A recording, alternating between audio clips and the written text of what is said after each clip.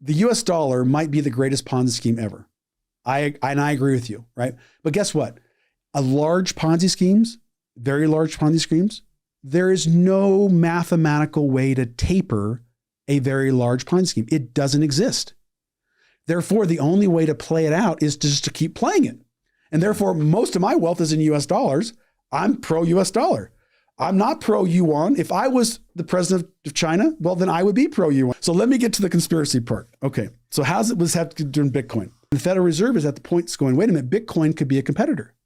So go to the summer of 2021, 1 year later. I believe by that 1 year, they had put together, the Federal Reserve and the Treasury and the whatever had put together a plan to control Bitcoin.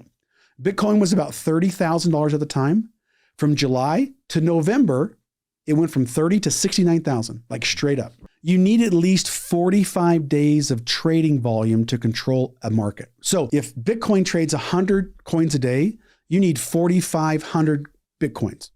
If Coca-Cola trades 100 shares a day, you need 4,500 shares, right? Or if they 1,000, you need 45,000, whatever it is. If you have at least 45 days of trading volume, you can control it. It took them a year to set it up.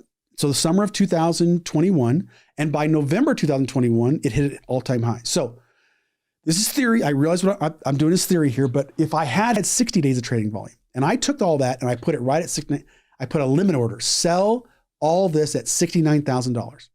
And buyers keep coming in, buy, 69,000. And then me and you, Chase, we go, wait a minute, there's a big seller at $69,000. Crap, we better sell too. So we start selling, and it goes down to 68,000. And guess who starts buying at 68,000? The Federal Reserve.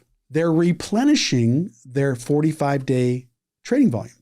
And then we say, Chase, there's someone buying at 68,000. So we start buying.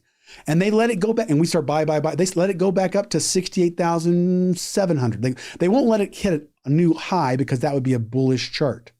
And then they put their 45-day trading volume at 68,800. And buy. You can't get through it. Mm-hmm. And then we start selling, goes down to 66,000. Guess who's buying? The Federal Reserve is buying at $66,000 to replenish their 45-day supply. The point is here, they're not trying to make money. That's what hurts your head.